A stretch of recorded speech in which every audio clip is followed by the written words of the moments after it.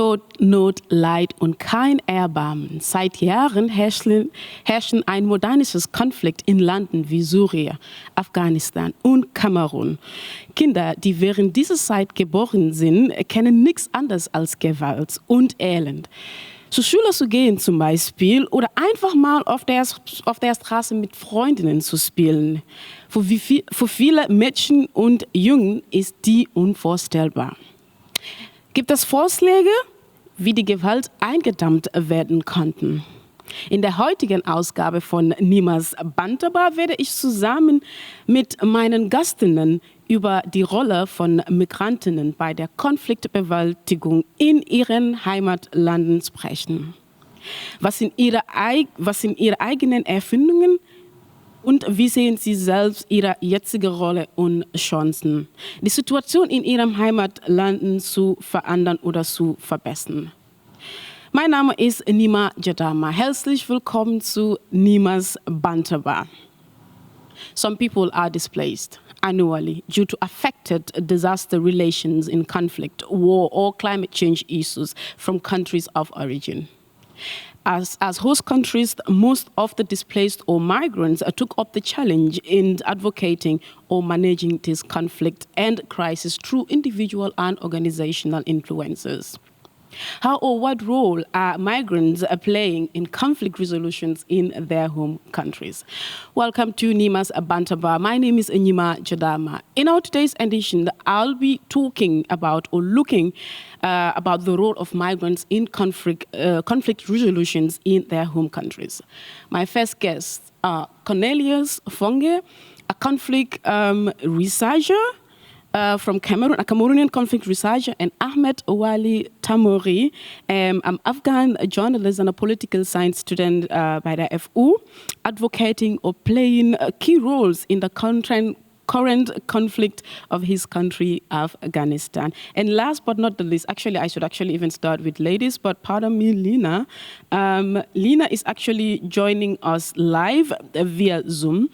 Lina is a Syrian-based Paris journalist. Thank you, lady and gentlemen, for joining the Nyimas Bantaba. Wie immer, das Nyimas Bantaba ist eine zweisprachige Sendung. Heute wollen wir auch beide Sprachen machen, Englisch und Deutsch. Ich werde erstmal mit Ahmad Temori anfangen. Kannst du das Mikro nehmen? The current situation actually is Afghanistan, so I start with Afghanistan. Ahmed, wie geht's dir? Gut, danke. Super. Sag mal, wie ist die jetzige Situation in Afghanistan? Ich muss erst mal sehr tief atmen.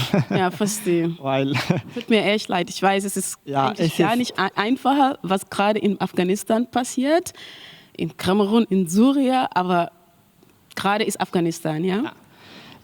Es ist nicht leicht, die Afghanistan-Situation zu definieren und einfach das für sich vorzustellen. Und dann auch, das ist auch manchmal mehr unglaublich. Also ich akzeptiere das immer noch nicht, was jetzt in Afghanistan am 15. August passiert ist. Und es ist leider eine sehr schwierige Situation. Und was Afghanistan seit 20 Jahren gebaut hat, und das ist alles wieder kaputt gegangen. Und Afghanistan ist wieder so 20 Jahre, 25 Jahre wieder zurückgefahren. Und das ist leider sehr schlechte Situation. Armut, Gewalt, Krieg, so Bürgerkrieg, stirbt täglich mehr als 100 Menschen. Das ist eine unvorstellbare Situation leider. Ja. Eine unvorstellbare Situation zu vorstellen. Meine Beileid. Ich habe auch gesehen, dass du auch ein paar Familien auch während dieser Zeit verloren. Ja? Wie ist das für dich? Wie nimmst du das? Also, eigentlich sehr anstrengend, aber... Ich bin so aufgewachsen. Also ich bin ein Kriegskind. Also ich bin im Krieg geboren, im Krieg aufgewachsen. Das heißt, ich kenne nur Krieg und es ist sehr schmerzhaft also ich habe meinen Bruder verloren. Mein Bruder ist ein 19-jähriger Bruder. Er ist durch die Taliban ermordet worden. Mein Großvater, Onkel, also mehr als 10 Personen von meiner Familie sind leider inzwischen dieser Zeit gestorben. Wow. In 20 Jahren? Nein, seit letztes Jahr bis jetzt, also ungefähr seit 8-9 Monaten. Wow. Und es ist sehr schwierig und der Rest der Familie lebt auch immer noch dort in Afghanistan. Mein Vater, Mutter und dann auch andere Geschwister. Ja. Ich kann gar nicht vorstellen, wie du fühlst, wie du das nimmst, ganz alleine. Lina, for your interest, because Lina does not speak German, so I'll just do a summary.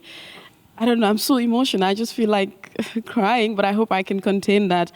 Ahmed is from Afghanistan, so he just described the situation in Afghanistan. As he said, he can't actually describe the situation. Ahmed has lost about 10 family members within 8 months. Like, I can't imagine how someone would be going through, what someone would be going through. We go to another disheartening issue as well in Syria. Lina, I know as well in Syria it has been really catastrophic since 2013. And a lot has happened, a lot has been reported on the media and so on. Now, take us back memory lane and tell us, I mean, Ahmed has just said he's a war kind. He's a war child. He was born in a war, experienced war, lived his whole life in the war, lost so many family members, and I just can't imagine. So sorry for that, yeah? And accept our sympathy. Lina, take us back memory lane. How does the war in Syria started? Like, what actually causes all of this that we are talking about today that made millions of Syrians displaced?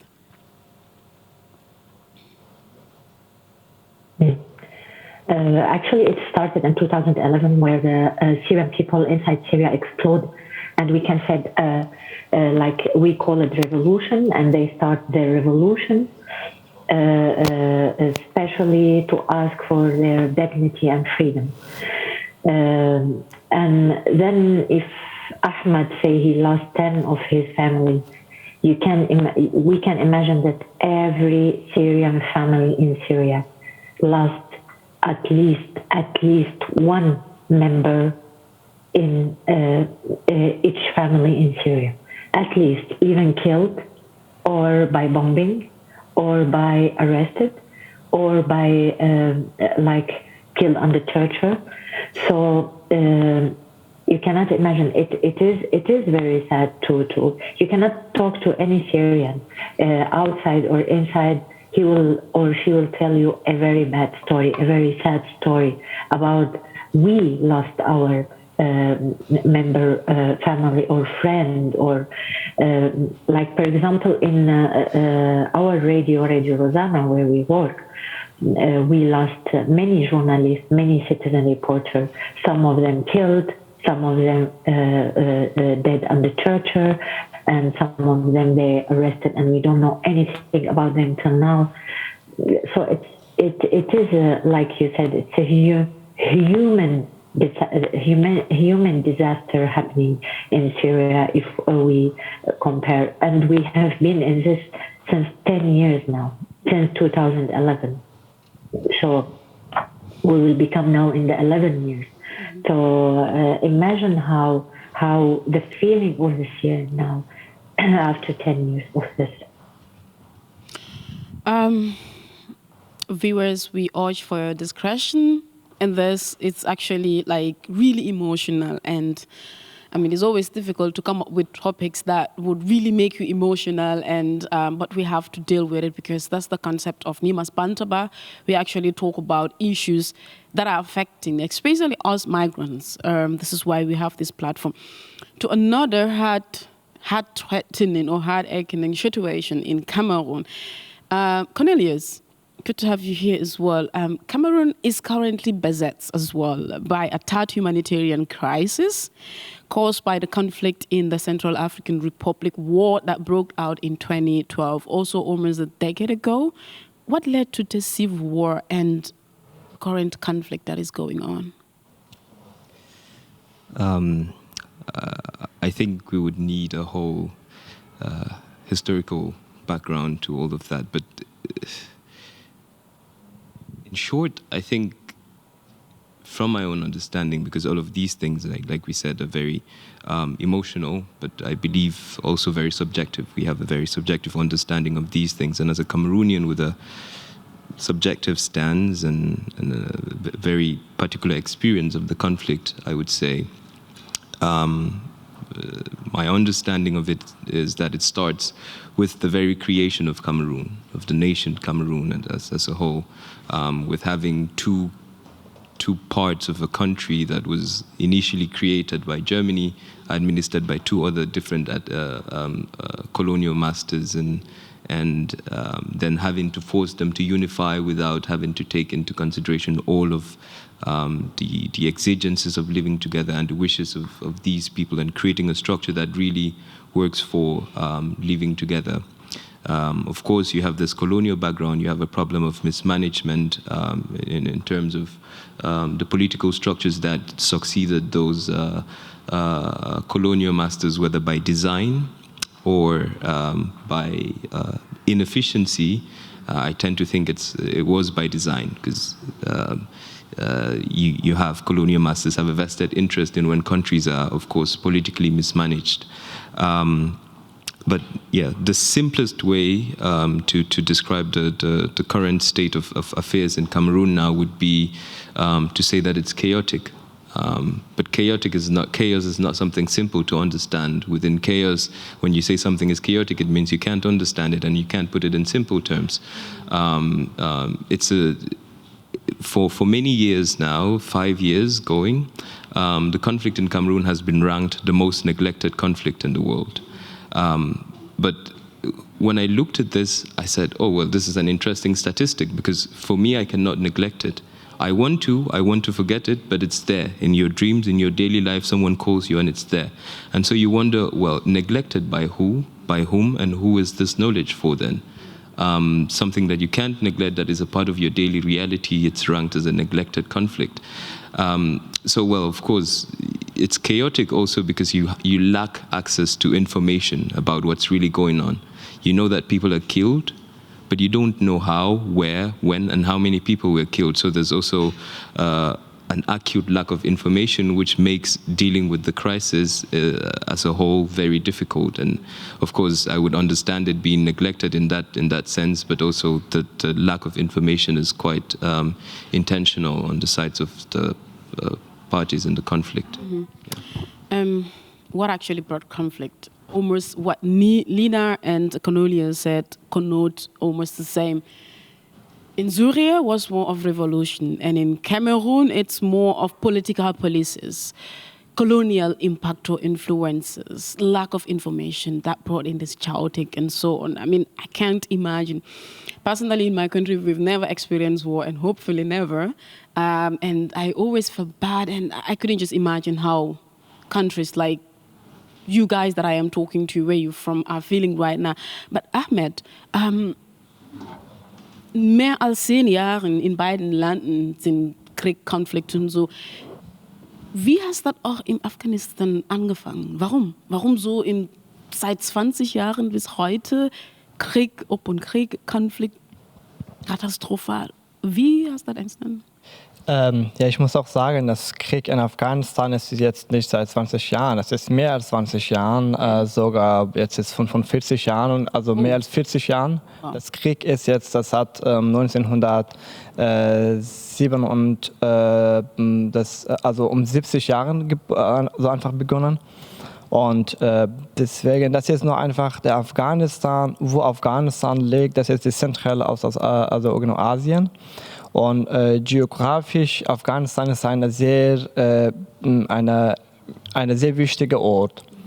Und deswegen die allermächtigen Länder, die haben Interesse an Afghanistan. Afghanistan ist leider, ich muss auch leider sagen, Afghanistan so ein Kampfort geworden, damit dass die mächtigen Länder kommen, die machen ihre Kämpfe dort in unsere Länder.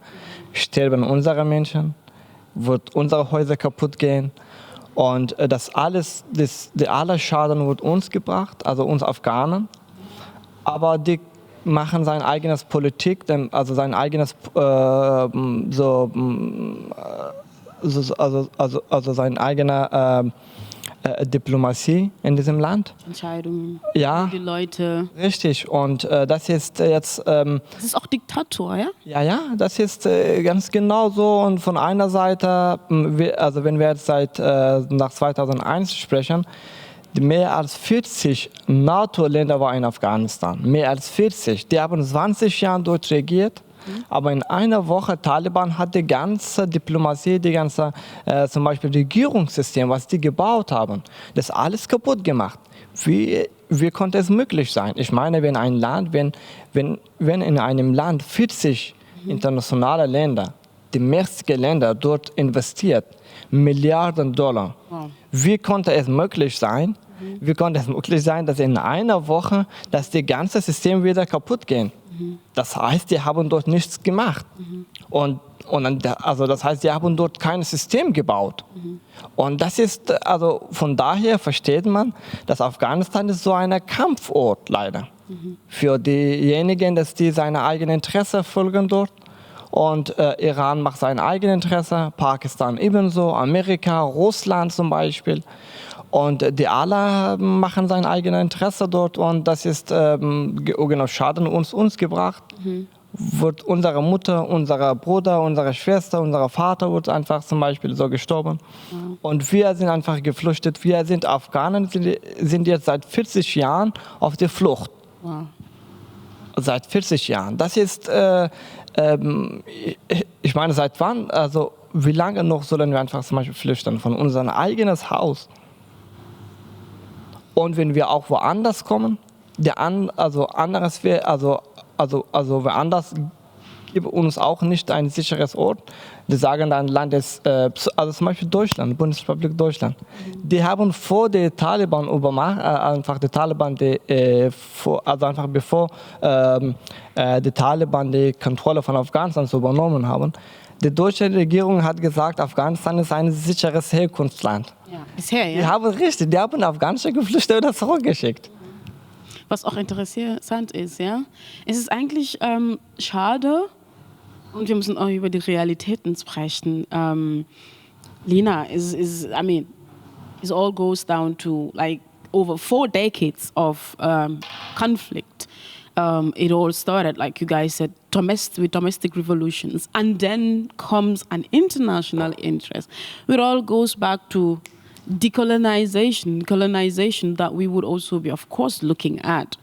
That's, in short, Lina, what Ahmed is talking about. And then, speaking of international interest, Lina, and speaking of the security and peace of Syria, I'm interested to know the role of United Nations organizations that are playing in making sure that to sustain peace in Syria. Like, what have they done? Volume? We're not hearing you. Maybe you're muted. It's a very difficult question to ask about the role of the United Nations in Syria. Can you speak a bit louder?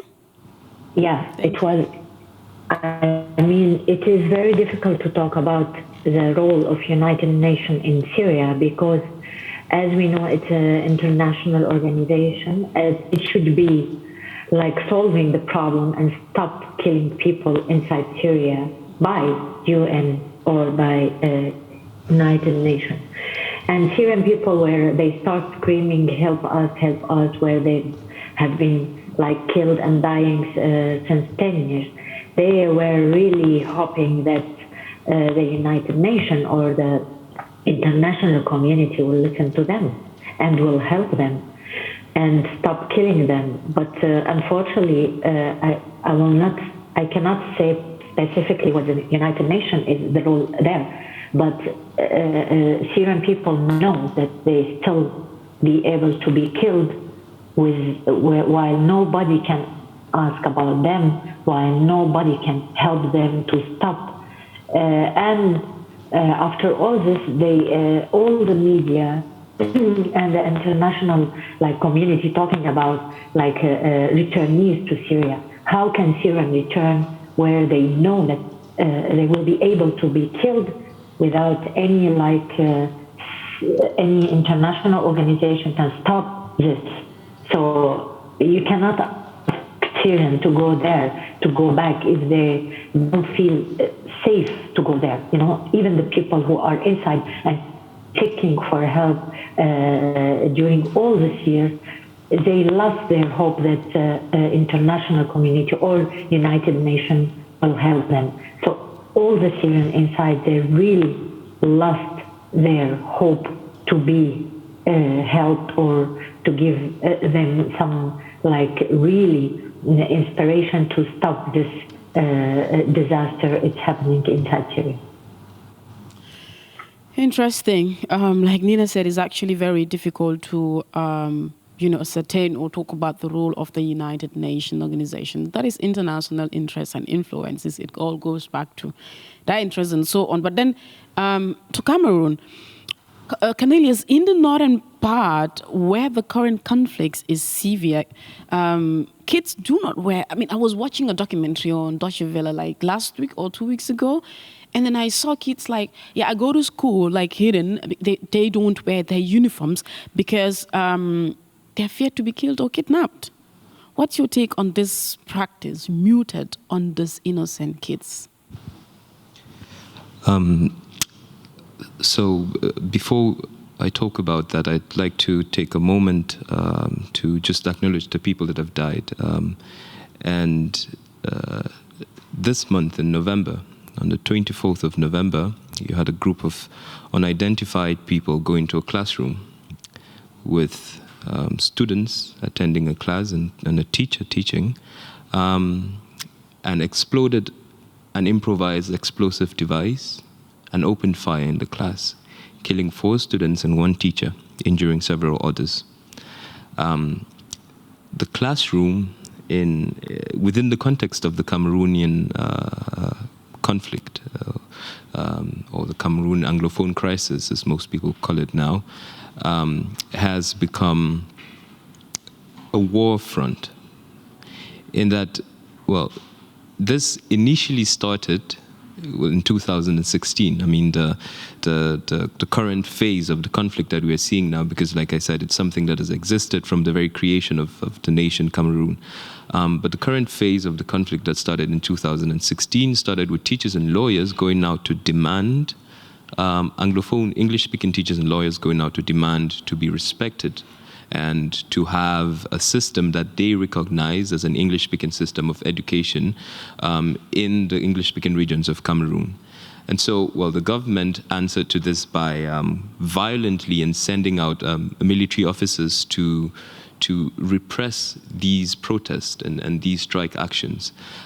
So right now you have, of course, the teachers and lawyers supported for some time that schools be boycotted in what they called ghost towns.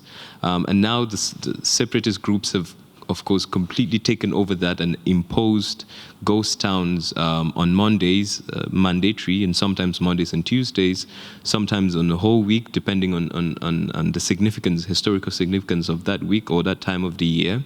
And in certain places, people just don't go to school at all because the school, same as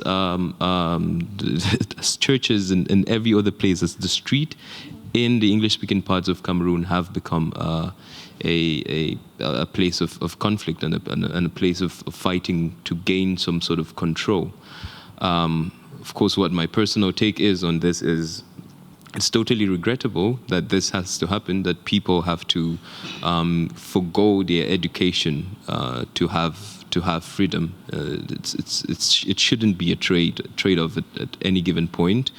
And I don't know. It's something that keeps going on all the time, and you've had initiatives that have come up to see how to support children with schools, if they would attend at home, if they go to school without uniforms. But I think, in general, it's just totally regrettable that it has to be this way.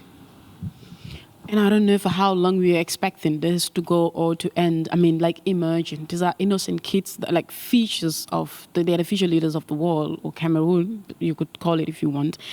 And I don't know, I can't imagine if I was a child and my liberty or opportunity would actually be seized from me due to whatever personal, domestic, international influence or whatever. It's actually very sad. And we hope that peace is sustained in all of these countries.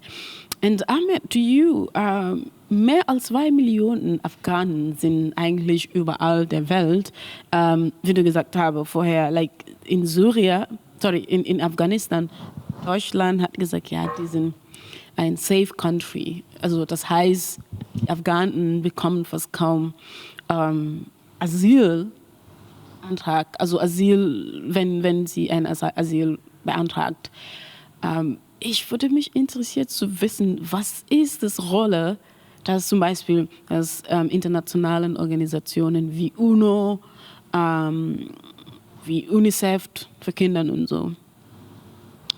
Sind sie hilfreich? Ja, klar. Also wie ich gesagt habe, diese ganze internationale Organisationen, die letzten 20 Jahren, also die haben sehr viel gemacht für Afghanistan. Also die neuen Organisation, die Organisation, dass sie nicht zu einer Regierung gehört haben. Die haben sehr viel gemacht für Afghanistan, sehr viel gekämpft. Zum Beispiel Schule gebaut, Straßen gebaut und auch für Kinder zum Beispiel. Also die haben Kinder unterstützt und so weiter. Also in Afghanistan gemacht. Und dann die machen immer noch zum Beispiel von her, obwohl jetzt es sehr schwierig geworden ist, aber trotzdem die versuchen was zu machen. Aber wie gesagt, das Problem ist in Afghanistan, also leider die verstehen die Afghanistan, was für eine Gesellschaft hat. Afghanistan ist eine sehr multikulti, also von Volksgruppen. Also wir haben sehr unterschiedliche Volksgruppen. Deswegen zum Beispiel jede Volksgruppe hat seine eigene Kultur, hat seine eigene Normen und Werte. Und das ist schwierig, wenn zum Beispiel einer kein Afghaner dorthin fährt und dann keine Ahnung von der ganzen Situation oder von der ganzen so einfach gesellschaftliche Normen und Werte hat, dann das schätze ich sehr kaum, dass die dort einfach zum Beispiel positive Sachen machen zu können, weil die verstehen also einfach die Menschen gar nicht. Oder die Menschen verstehen die gar nicht. Und deswegen, das war dann ein großes Problem, das jetzt seit 20 Jahren, das dort in Afghanistan waren. Und dann die haben Geld investiert, aber das war nicht so hilfreich. Und das war nicht zum Beispiel, das Geld ist irgendwie einfach verschwunden worden. Und also das hat nicht sehr viel gebracht, weil die wussten das nicht, wie genau zum Beispiel wie und wo das Geld investiert sollen.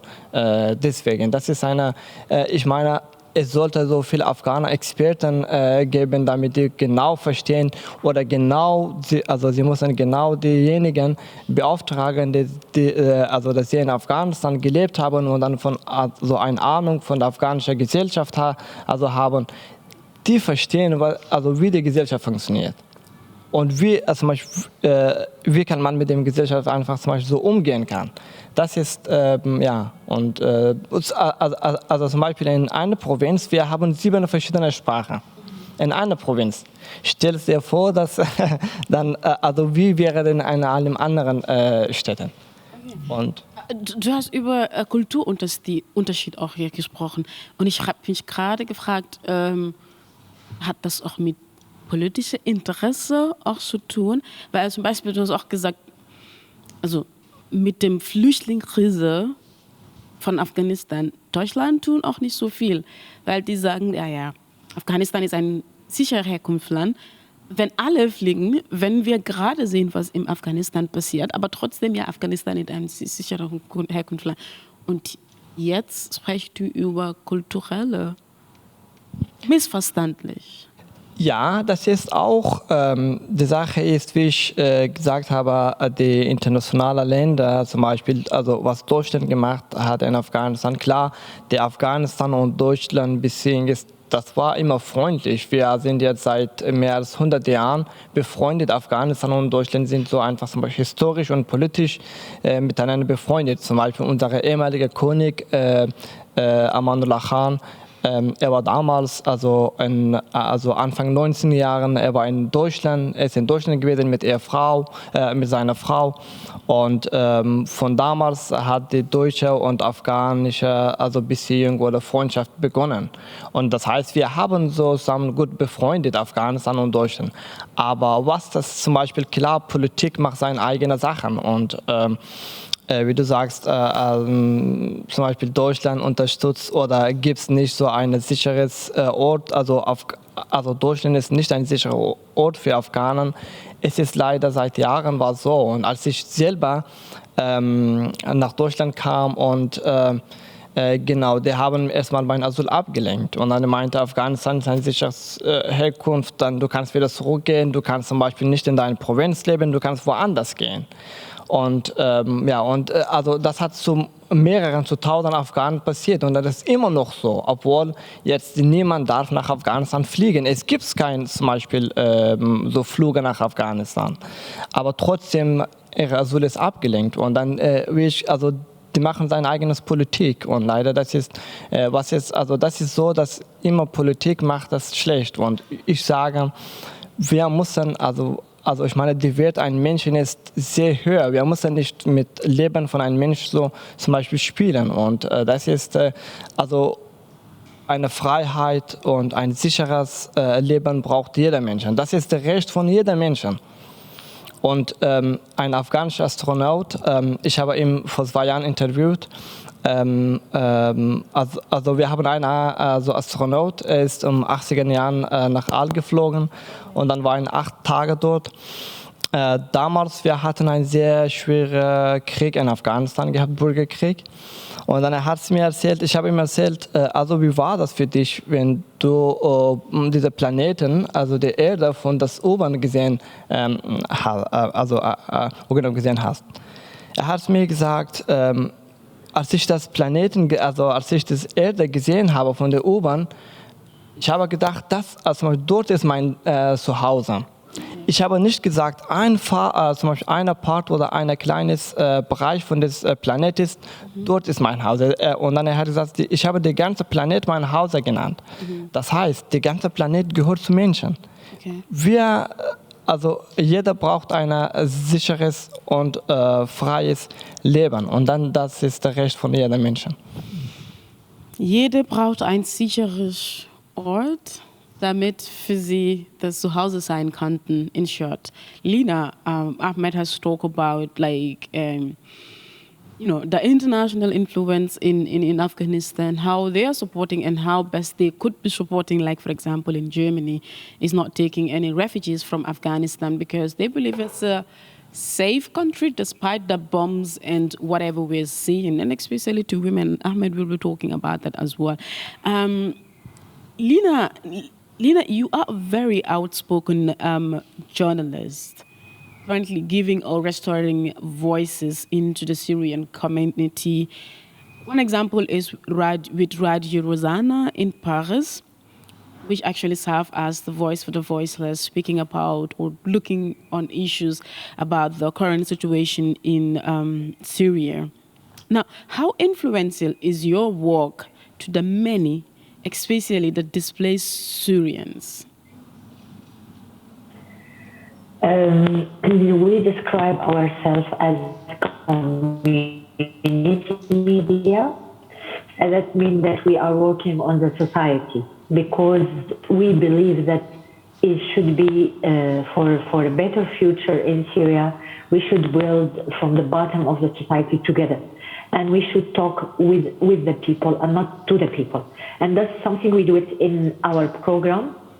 We are always talking about women's rights, about human rights. In our program, we bring in cases from the society. We let them talk. We let them tell their story, and then we bring many people from the society, leader community, role model, specialists, and we make it as a round table and we discuss the story that we listen to it. So it's very important to engage the society. We as a Radio Rozana, we have online 10 million and half listeners till now per year. So we have a huge audience, but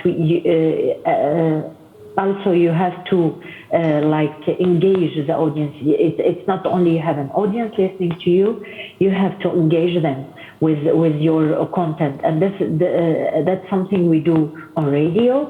So we let people call and tell the story, intervene and share all the experience, and through the social media we let them to they can hide behind the screen, so they can tell the story so openly. Sometimes there is a lot of taboos in a society like Syrian society.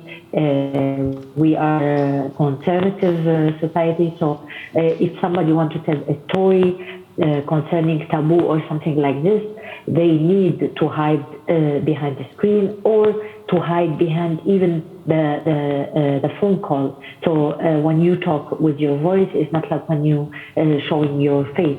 So they are able to share their story more through the radio because it's more safe for them among the society. So this is how we do issues in Rozana, and we, as I said, we concentrate on the social issues in this society, and very sensitive point that we have to discuss all the time to find some solution together with the society themselves. Finding solution together with the society, speak or talk with the society instead of without them. Now, it all started with domestic violence, conflict, to international interest, colonialism, and so on. And speaking of colonialism or decolonization, with me is Cornelius. Cornelius, we had a talk about your encounter with the Humboldt Forum. We all know in Humboldt Forum there are artificials or goods from Africa, mainly from Cameroon. I personally visited there, and I was shocked. There is a whole, the whole studio, for example, are all from Cameroon. And I was imagining how did this happened, why, and so on. And Cornelius happened to be one of the very outspoken person against returning the stolen arts from Africa, especially from Cameroon. And recently, or last month, you've been banned to enter. You have no access to enter Humboldt Forum. And, I was like, okay, we met and you guys were demonstrating when Chima Amanda visited. And what actually led to this ban? Why were you banned at Humboldt Forum? What was your experience? So in 1882, I think,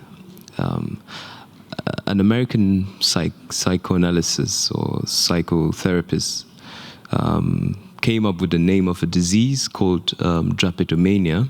And what this disease did was that it made enslaved people want to run towards their slavery. And he proposed treatment for this disease to be whipping the person till they submitted themselves to slavery. A couple of decades later, drapetomania was disproven as a mental illness. But governments and structures that have been following the treatment that Samuel Cartwright proposed didn't stop treating drapetomania. So they might not talk about it outwardly as a disease, but they, of course, treat wanting freedom and speaking the truth as a form of sickness. So, I had always believed that I was a severe drapetomania patient, and I prescribed myself as such. Up until the point where I went to the Humboldt Forum, then I got a formal prescription of this drapetomania because, how can you receive a treatment for a sickness if you're not sick?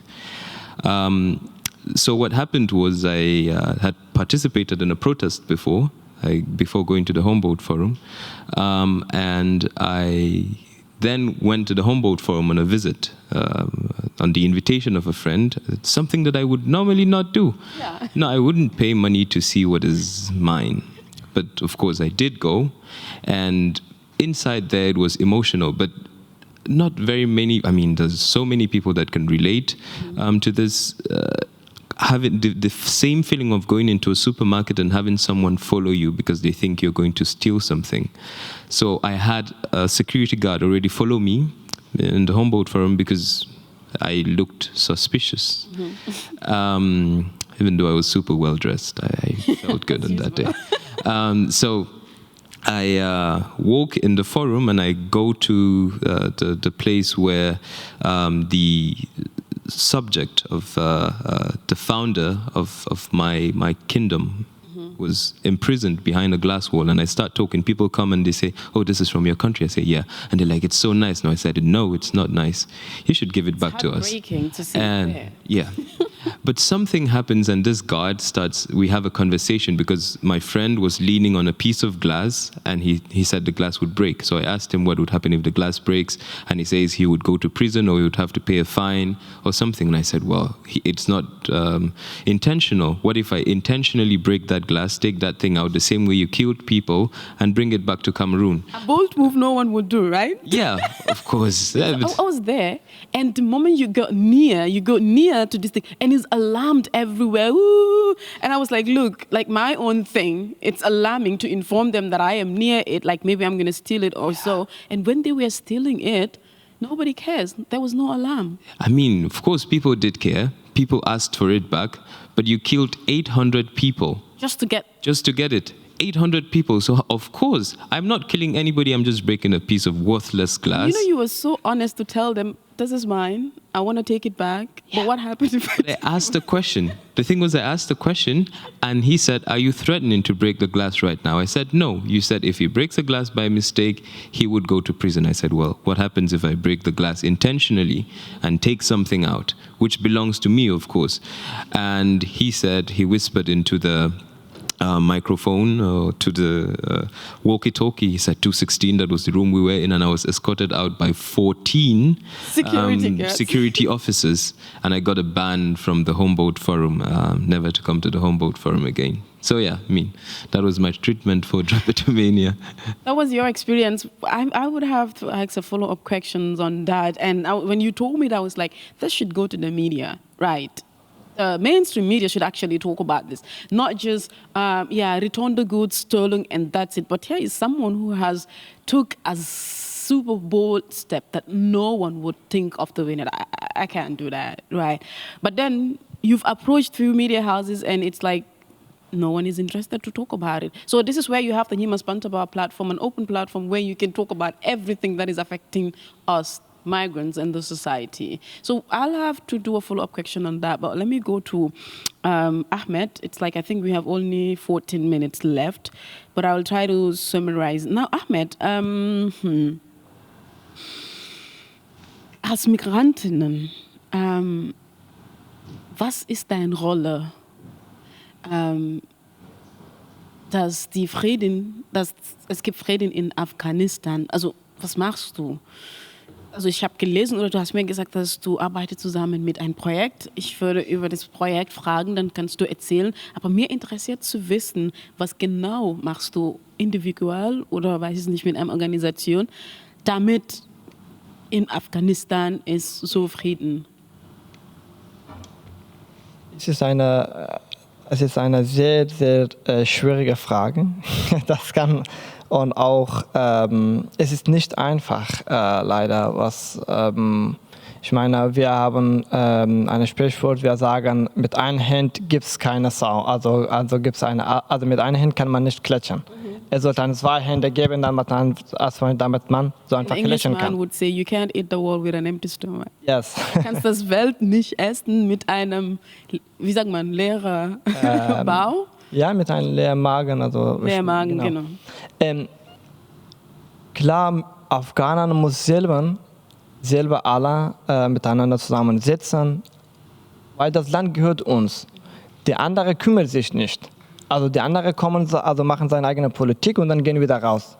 Wie wir einfach seit 20 Jahren erlebt haben, und das ist ein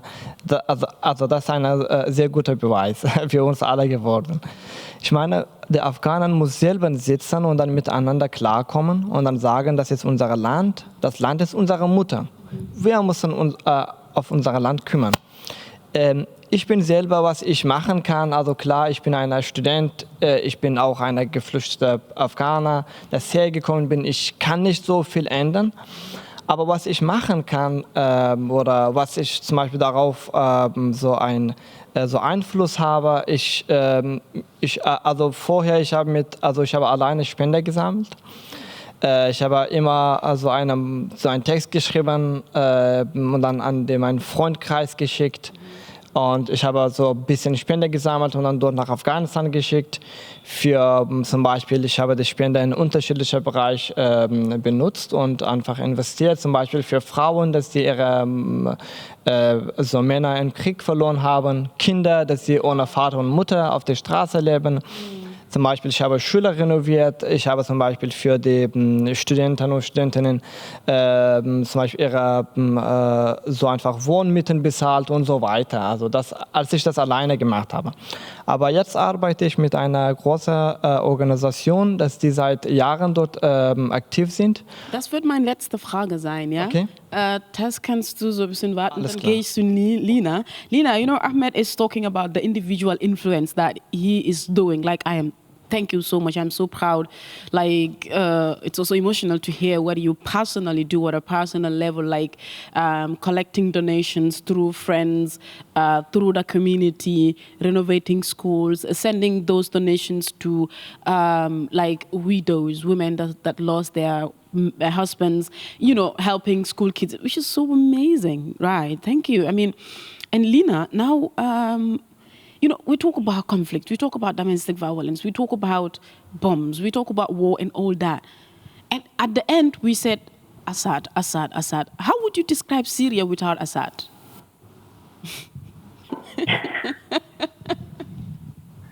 Oh my God. It's, I don't know. It's a very difficult question too. You ask many difficult questions, Nyima, today. You cannot say this. Can you hear this question in Germany, for example? Can you hear this question in any other European country? Can you say if Merkel go, what will happen to the Germany? No, nobody says, because there is a system, there is democracy, there is election. This is why I ask. How would Syria be without Assad? Because, for example, if you'd asked me like 6 years ago, how would Gambia be without the former president? I would say freedom of speech, right? I don't know, security, and so on. Exactly. It has to be a democracy system.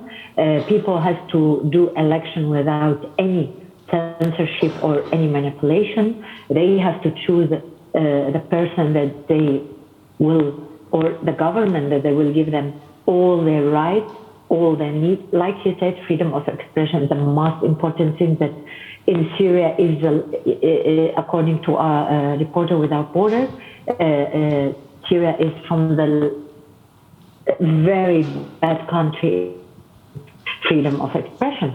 So you cannot ask this question. A country without Assad, of course, it should be continue. Nobody a lot of Arabian people come to me and ask me, it is better for you to have ISIS? Like Assad is much better for you. Mm. And I said we have many other choices.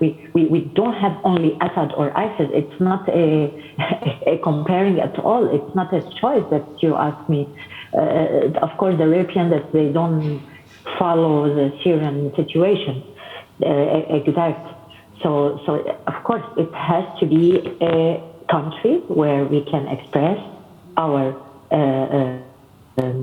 opinion. We can tell our story in a very freely, and we have to do election without any censorship, without any manipulation, and choose the government and the person that it will give to our country, build our country, give us a better future for all the society. Democracy, freedom of speech, a better future for all Syrians, and there is a better society. Now, we have 8 minutes to go, and I have 1 or 2 questions to each of you, and please maybe try and answer it in a minute or so if you can. To Cornelius, you also deal with hate speech, right? These are all part of conflict, and you work with an organization, ROG, that actually also deal with conflict management through social media. How is hate speech spread through Cameroon, and how is your work at ROG impacting or curbing this issue? I think the work I do at ROG is very modest, I would say. Curbing hate speech is, of course, a very big dream. But it's something that is super difficult to do because you have to understand, of course, the context. And in one context, socks means a completely different thing. In another context, socks means something completely different. But what we do at ROG is that we monitor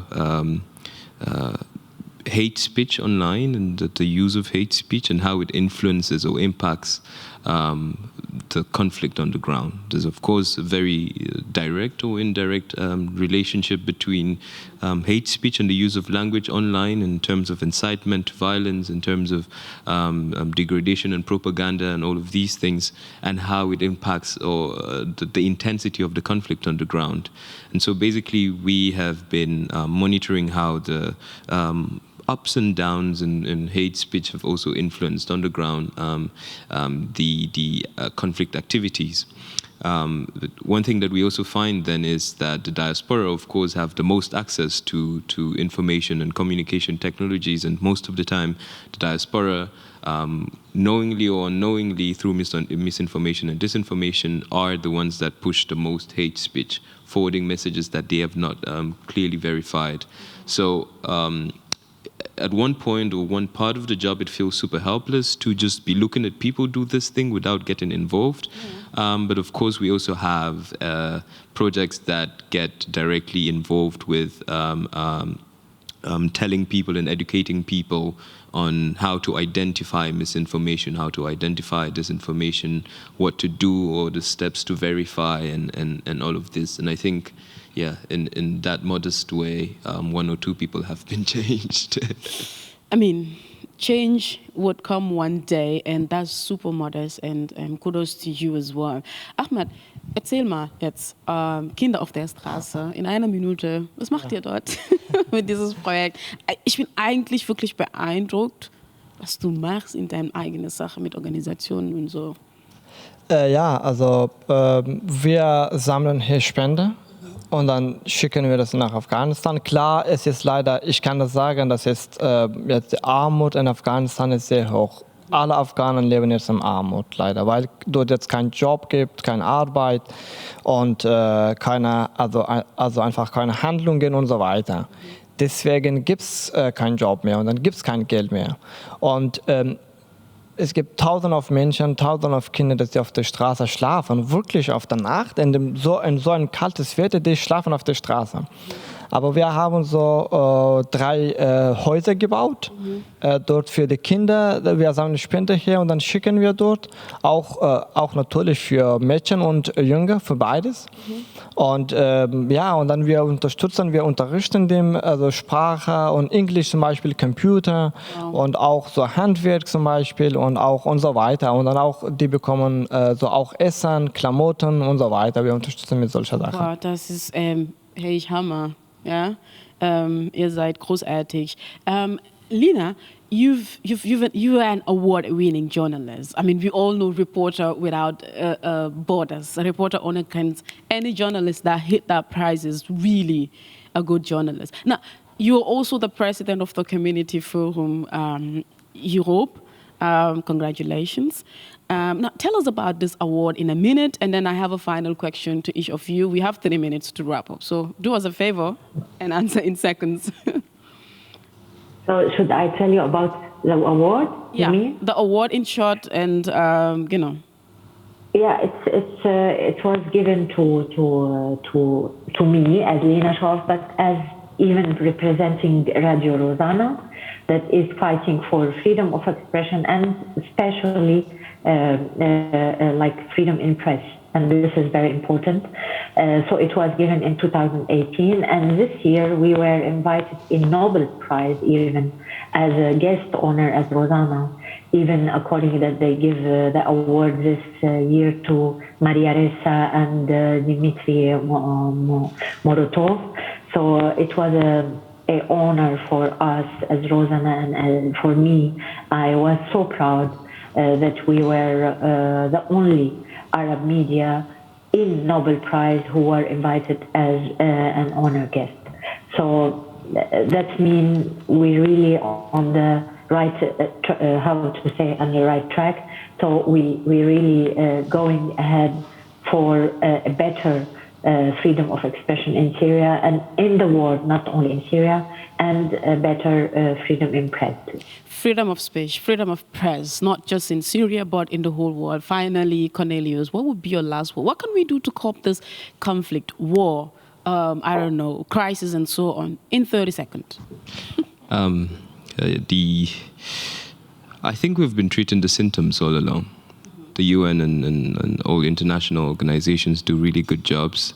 But I think, especially with the UN in the conflict in Cameroon, the UN has to assess its role, not to come to Cameroon and claim to be the conflict, to resolve the conflict by giving people food to eat, because what it basically does is that it gives people the opportunity to live better and to prolong that conflict, to live better within that conflict, but really doesn't solve the problem.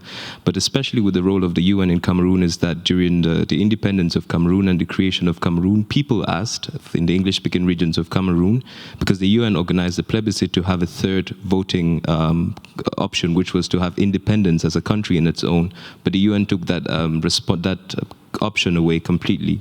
So of course you have then years after you have them come and share food, because nobody's asking you for food. People ask for independence. Yes, people ask for independence. That's why in Africa we say, don't give a person fish to eat, but show the person how to fish. Ahmed, letzte Wort. Was kann man tun, dieses Krieg zu verhindern? Ja, ich sage nur eine Sache. Also vielleicht wir kommen aus verschiedenen Ländern. Wir haben verschiedene Religionen, wir haben verschiedene Kulturen, wir haben verschiedene Sprachen zum Beispiel. Vielleicht wir haben so verschiedene so Hautfarben und so weiter. Aber wir alle sind Menschen. Ja. Wir müssen an Menschen glauben, Menschen sind wichtig, alle. Wir brauchen nicht so viel Geld in Waffen und so weiter investieren. Wir müssen Geld in Bildung, Education und in Gesundheitsbereich investieren. Das ist, was wir unser Wort und unsere Menschen braucht. Lina, final word. Ahmed has just made a super concluding remark. Instead of food, instead of weapons and so on now and so on. Lina, finally in 30 seconds.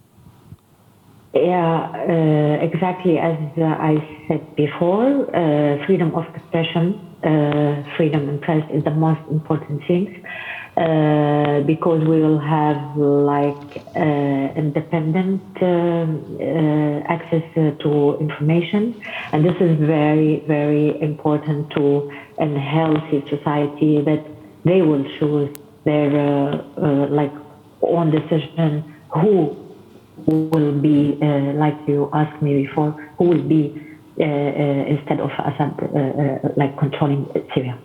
Thank you very much. Das war's von unserer heutigen Sendung des Nyimas Bantaba.